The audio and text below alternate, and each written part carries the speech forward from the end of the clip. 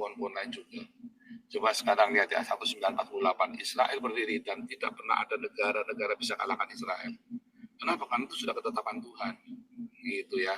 Begitu ya. Itu panjang ya ceritanya Martinus. Ya, kamu harus ikutin. Siapakah antikristus? Ya Islam. Ya, siapa bilangan antikristus? Bukan 666 tapi 666 adalah jumlah angka manusia. Syahadatnya Islam itu jumlahnya kalau dijumlahkan itu 616 ditambah huruf Nun Nasrani. ISIS di Syria, di Raqqa itu semua rumahnya orang Nasrani itu dikasih huruf Nun semua tuh. Jadi 616 ditambah 50, 666. Ya. Saudara, Islam itu adalah binatang yang sudah hampir mati. Ya. Lalu yang membangkitkan siapa? Negeri naga. Siapa negeri naga? Tiongkok. Ya. Yang membangkitkan Islam itu naga itu akan memberikan kehidupan kepada binatang yang mau mati itu. Ayat 13 ya. Islam itu adalah binatang yang sudah mau mati ya. Sejak Ottoman Turki berakhir, sejak Ottoman Turki menguasai Bizantin, itu mereka langsung lemah ya. Langsung lemah itu. Nah, menyerang Wina aja kalah.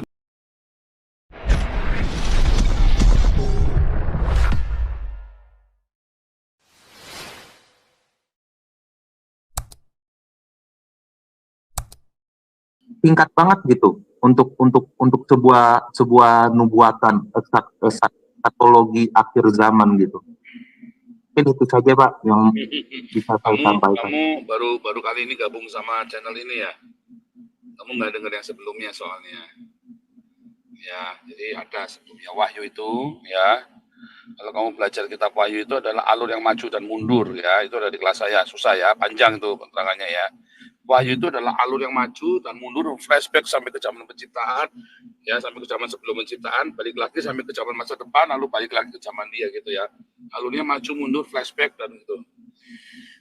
Singkat cerita ya, Wahyu 1 dan 2 itu cerita presentnya dia ya, present zamannya Wahyu, zamannya Yohanes di Patmos.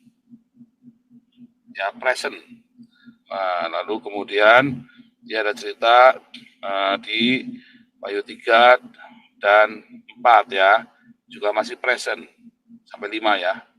Begitu dia masuk Wahyu 6 ya, dia 6, 7 ya, 6, 7 sorry ya, 6 dulu ya, 6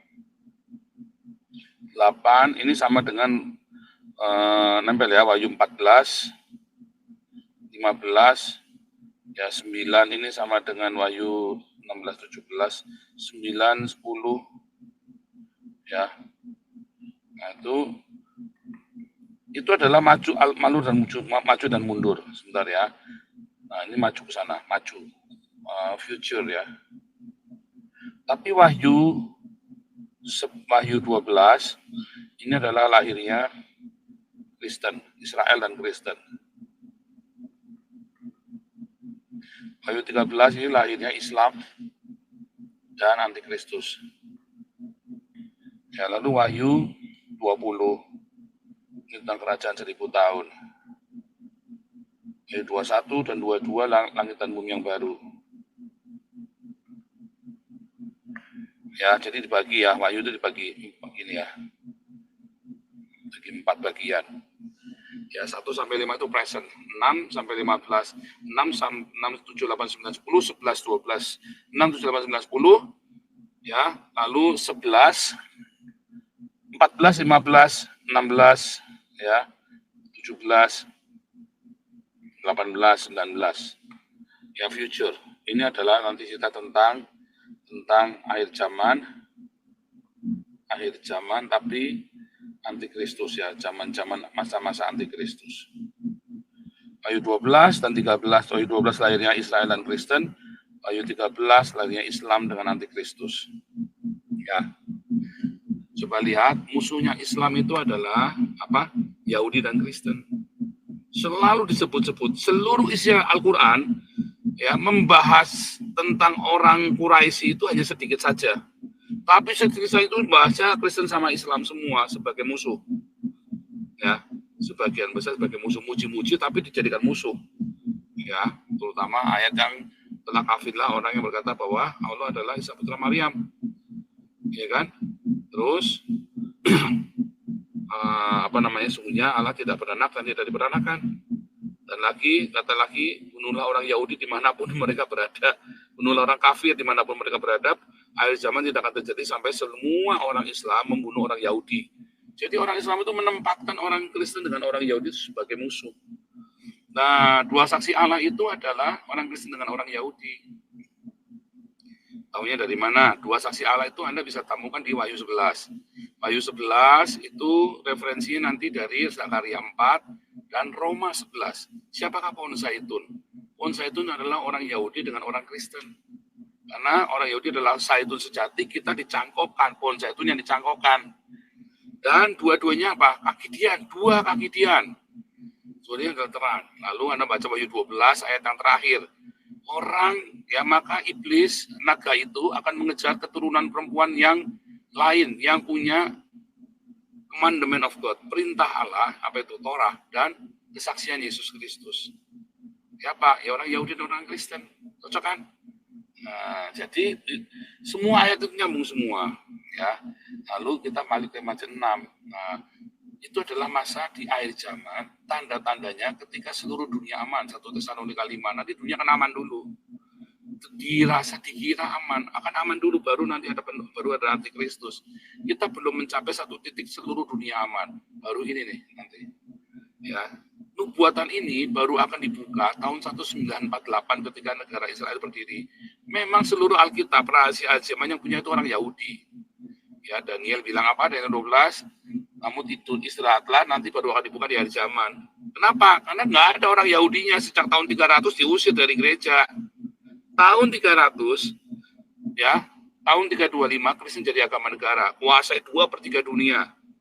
Ya, tahun 365, tahun 435 Yahudi diusir dari gereja. Kamu tidak boleh merayakan perayaan Yahudi di gereja. Apa itu? Paskahnya kita udah kacau, Natalnya kita udah kacau, Jumat Agung udah kacau, Pentakostnya udah kacau semuanya. Karena kita kehilangan rahasia orang Yahudi ini.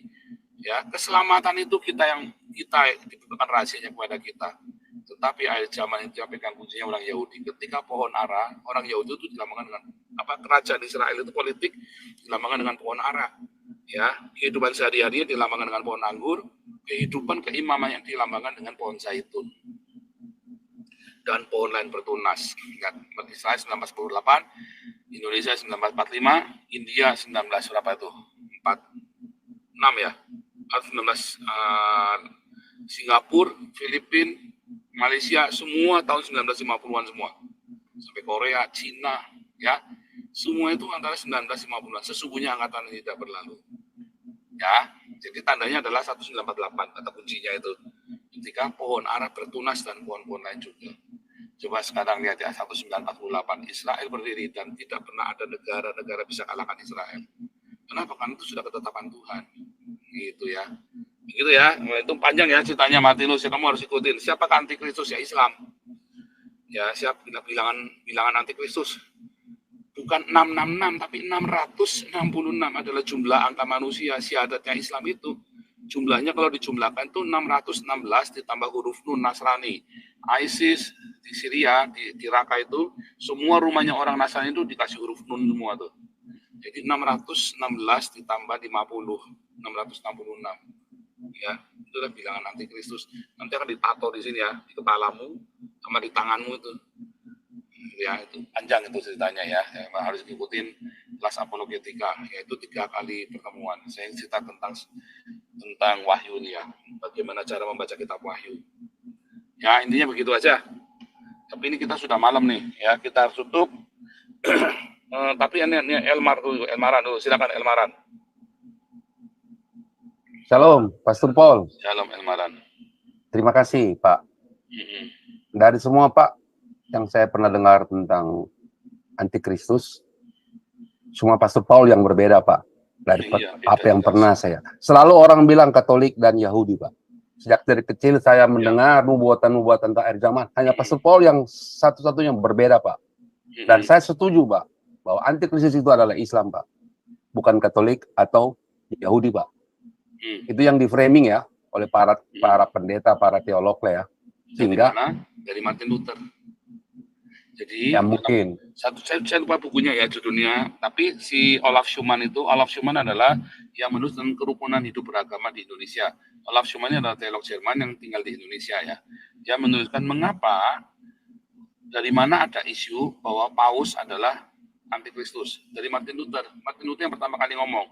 Tapi dalam bukunya ini Von der Juden und ihre Lügen dikatakan Martin Luther juga ngomong orang Yahudi itu antikris.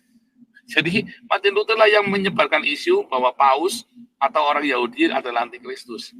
Jadi tanpa dasar waktu dia ngomong gara-gara dia jengkel sama Katolik, gara-gara dia jengkel sama orang Yahudi. Lalu langsung nyamper aja bilang itu antikristus gitu loh. Ya, tetapi kalau Islam antikristus, ayatnya sudah jelas. Siapakah antikristus? Orang yang menyangkal Bapa dan Anak. Sesungguhnya Allah tidak beranak dan tidak diperanakan. Sudah jelas. Ya. Ya. Gitu Terus ya. begini, Pastor Paul. Ya, saya bersyukur hanya Pastor Paul yang berani dan pertama-tama sebagai seorang teolog yang berani mengatakan antikristus itu Islam sesuai dengan Alkitab ya. Nah, untuk Katolik ya, saya dari kecil itu sekolah di Katolik. Kenapa saya juga menerima pemikiran ini? Saya pikir, saya dari kecil sekolah di Katolik, dari SD sampai SMA. Saya dibentuk dengan baik. Kok saya harus mengikuti pemikiran mereka bahwa antikristus itu Katolik? Sementara mereka membentuk saya menjadi orang yang baik, orang yang benar, tahu kebenaran, penuh cinta. Jadi tidak masuk akal. Tapi, ya, mereka itu sengaja menutupi seperti apa yang kata Pastor Paul. Saya baru tahu, Pak.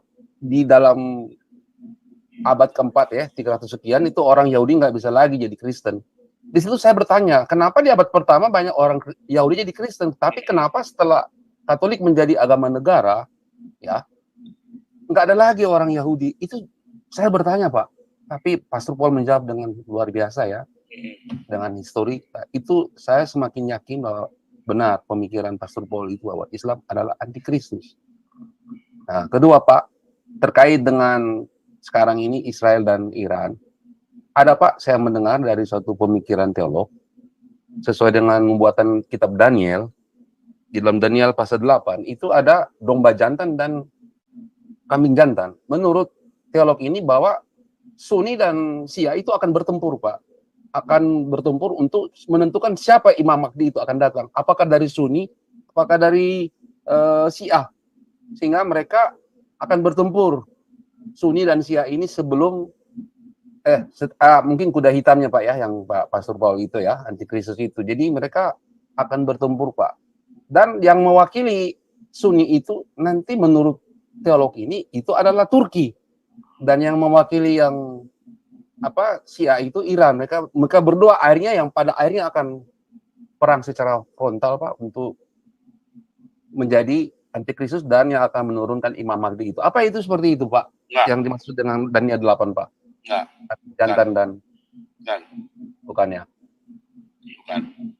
Ya, jadi itu nanti panjang ya, dari 8 itu nanti panjang ceritanya. Tapi itu sedang cerita memang nanti ada karena Islam itu tidak dilambangkan dengan domba atau kambing ya. Karena Islam itu ya antikristus itu ya. Ya sebentar, gini. Dikatakan seperti anak domba ya. Tetapi bukan anak domba ya. Jadi seakan-akan itu domba tapi bukan anak domba. Di dalam Wahyu 13 katakan kan seperti anak domba tapi bukan ya. Nah, orang sering bilang oh itu kambing itu orang Islam itu, ya bukan juga. Ya, bukan juga.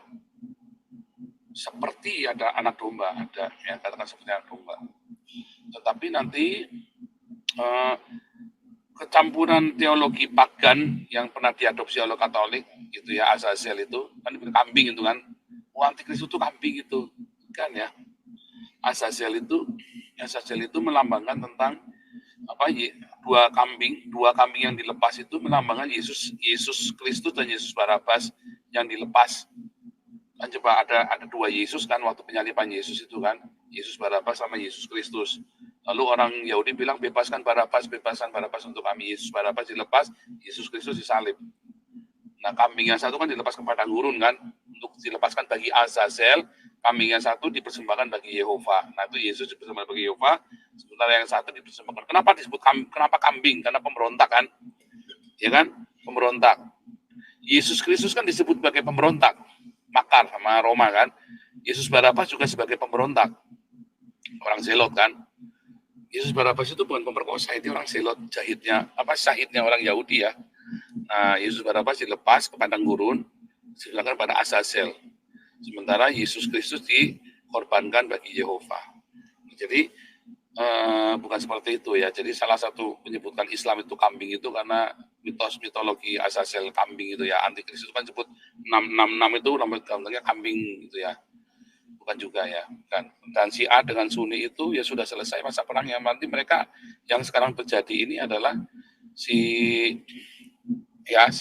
orang Syiah ini adalah Imam Mahdi yang akan muncul di Baghdad. Ya, nanti akan Baghdad dan menguasai Baghdad. Kemarin ada informasi yang mengejutkan saya. Ternyata Irak itu 60% itu orang Syiah. Padahal tadinya saya pikir mereka itu orang Sunni semua. Ternyata 60% orang Irak adalah Syiah. Dan antikristus Imam Mahdi itu adalah orang Syiah nanti yang menguasai Baghdad, Babel. Kenapa? Karena harus di Babel. Ya, karena polanya kan selalu abad ke-35, abad 21, abad ke-7, abad ke-7 sebelum Masehi, abad ke-7 setelah Masehi, dan abad ke-21. Selalu 14. Ya. Nephilim abad ke-35, Nimrod abad ke-21, lalu Nebuchadnezzar, bapaknya Nebukadnezar abad ke-7, Muhammad atau Abbasiyah ya, abad ke-7, lalu hari ini abad ke-21. Hitungannya begitu ya, 14. Jadi abad ke inilah maka akan datangnya antikristus itu. Dan munculnya selalu di Babel antikristus itu. Ya. Jadi Pak, kemungkinan Syiah sama Sunni Pak, secara ini Pak, nggak mungkin Pak ya, sesuai dengan nubuatan Pak ya. Nggak masuk. Nah, tadi ada yang nanya bagaimana dengan Atilahun, bagaimana dengan Mongolia. Oh itu tertulis ya. Saudara, Islam itu adalah binatang yang sudah hampir mati. Ya. Lalu yang membangkitkan siapa? Negeri naga. Siapa negeri naga? Tiongkok. Ya. Yang membangkitkan Islam itu naga itu akan memberikan kehidupan pada binatang yang mau mati itu. Ayat 13 ya. Islam itu adalah binatang yang sudah mau mati ya. Sejak Ottoman Turki berakhir, sejak Ottoman Turki menguasai Bizantin, itu mereka langsung lemah ya. Langsung lemah itu. Nah, menyerang Wina aja kalah kok. Habis itu miskin tambah miskin. Seluruh dunia Islam itu makin miskin. Seluruh dunia Islam itu kere. Sampai terakhir 1928 harus berhenti jadi khilafah. Ya kan? Makin lemah dan mati. Nah, tiba-tiba nanti Tiongkok yang membangkitkan. Coba lihat ya, abad ke-13 atau 14. Ya. Siapa yang membawa Islam datang ke Nusantara? Tiongkok loh. Ya. Orang Tiongkok berbatasan dengan Mongolia. Ya kan? Itu ya. Oke. Tapi Pak, persoalannya Pak, orang Syiah itu Pak tidak mengakui Muhammad itu Pak nabi terakhir Pak. Nabi terakhir mereka Ali Pak. Bukan Muhammad. Oh, bukan mengakui nabi terakhir. Cuman ada 12 imam. Ya. Mereka mengakui, tapi ada 12 imam. Beda ya. Tetap mengakui Muhammad nabi terakhir, cuma ada 12 imam. Nah, nanti Al-Mahdi itu coba Sunni ya, ahli sunnah wal jamaah kan namanya sunnah wal jamaah itu loh. Nah, itu siapa? Sahabatnya Muhammad. Lalu siapa yang keturunannya Muhammad? Seorang Syiah, Ali bin Abi Thalib, yaitu suaminya Fatimah. Husain itu kan keturunannya Muhammad. Iya. Ya kan? Ya, Imam Mahdi berasal dari keturunanku berkening lebar, berhidung mancung, berkulit putih. Itu kan si Khomeini itu kan berkulit putih kan, berkening lebar, berhidung mancung. Dan orang Syiah Pak nggak pernah mau Pak naik haji ke Arab Pak. Mereka punya sendiri Pak, batu sendiri. Nah, itulah Ka'bah itu ya, kan Karbala itu. Zoroaster. Iya, mereka nggak mau Pak naik haji ke sana Pak, di negara mereka sendiri Pak. Tapi kita udah kemalaman. Elmaran silakan tutup dalam doa. Mari kita berdoa Bapak